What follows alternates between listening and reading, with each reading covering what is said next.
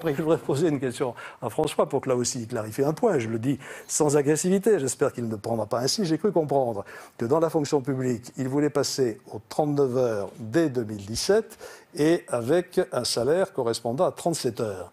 Est-ce que c'est bien la réalité? Non. Alors, la question principale, c'est les 35 heures ont fait des dégâts. Et moi, je pense que c'est une des 2 ou 3 décisions qui, depuis 30 ans, est responsable du décrochage économique de notre pays. Pas seulement à cause de la perte de compétitivité des entreprises, mais à cause de l'augmentation de la dépense publique et parfois de la désorganisation et des conditions de travail difficiles, je pense, à l'hôpital. Donc il faut vraiment terminer avec ces 35 heures. On a eu tort de ne pas le faire plus tôt, mais si on veut en terminer, il faut vraiment le faire. Et pour le faire, il faut se fixer un objectif qui doit être une augmentation du temps de travail pour l'ensemble des Français. On ne peut pas imaginer qu'il va y avoir des accords dans les entreprises pour augmenter le temps de travail si par ailleurs les fonctionnaires qui ont la sécurité de l'emploi restent à 35 heures, voire à 32 dans un très grand nombre de collectivités locales. Ce n'est pas ma vision de la justice sociale, ce n'est pas ma vision de l'égalité. Je pense que les fonctionnaires doivent accomplir un effort de travail supplémentaire pour permettre au pays de se redresser et pour permettre que l'ensemble de la société française travaille un tout petit peu plus, parce que c'est comme ça qu'on redressera la situation.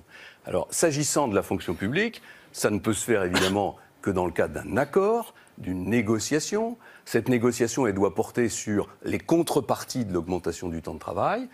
Moi, je veux une négociation qui soit, au fond, un partage des gains entre la puissance publique, donc il y a une partie d'amélioration de la compétitivité, et les salariés. 37 heures, c'est un exemple que j'ai cité, parce que j'ai voulu citer une entreprise qui, justement, vient de faire ça, qui s'appelle l'entreprise Smart en Lorraine, où les salariés, à la majorité, ont décidé de travailler 39 heures, payer 37. Et d'une certaine façon, je trouve que l'État est un peu dans une situation identique. Il est en grande difficulté, il faut que tout le monde fasse un petit effort. Et donc, on le fera de façon progressive, d'autant qu'on le fera au fur et à mesure de la réduction des effectifs, dont j'imagine qu'on va parler tout à l'heure. Maintenant, précisément, voilà, sur ce point, vous me permettez juste un tout petit mot. Un tout petit mot. Je veux dire très simplement qu'on ne fera pas dans la fonction publique une réforme consistant à proposer aux fonctionnaires de travailler 39 heures, 37 heures. Ça ne se fera pas. Eh bien, c'est là où je suis en désaccord. Non, mais c'est un point très important. On prend les paris parce que ce n'est pas juste. Pourquoi c'est pas juste? Parce que ce n'est pas juste. C'est juste qu'un salarié travaille 39 heures et pas un fonctionnaire. Mais un salarié qui va travailler 39 heures, il va être payé de 39 heures. Mais ça dépend. Sauf des cas exceptionnels. Pas dans toutes les entreprises. Non, ce n'est pas juste. On ne peut pas demander à des fonctionnaires de travailler plus pour gagner moins. Là, c'est un point très important. C'est un point fondamental. Parce que ça veut dire, en fait, qu'Alain Juppé ne veut pas vraiment changer les choses. Il s'inscrit dans un système, il veut l'améliorer, il veut lui apporter un certain nombre de modifications. Moi, je considère que ces modifications ne permettront pas le redressement du pays.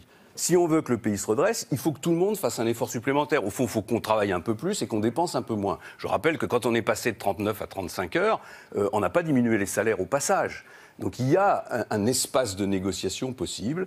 Et moi, je n'accepte pas qu'on dise à l'avance, c'est impossible. Ben non, c'est pas impossible. Il y a d'autres pays qui l'ont fait. On est le seul pays pratiquement en Europe où les fonctionnaires travaillent entre 32 et 35 heures. Je répète qu'ils ont certains avantages, notamment cette sécurité de l'emploi, et que donc il peut y avoir un élément de négociation aussi sur les conditions de travail. C'est un sujet que j'ai abordé avec des organisations syndicales. Je ne dis pas qu'elles sautent de joie, mais ce n'est pas un sujet qu'elles refusent d'examiner. Je pense que, par exemple, à l'hôpital, aujourd'hui, une négociation sur l'augmentation du temps de travail, en échange d'amélioration de conditions de travail et de perspectives de carrière, je ne dis pas que c'est facile, mais c'est possible.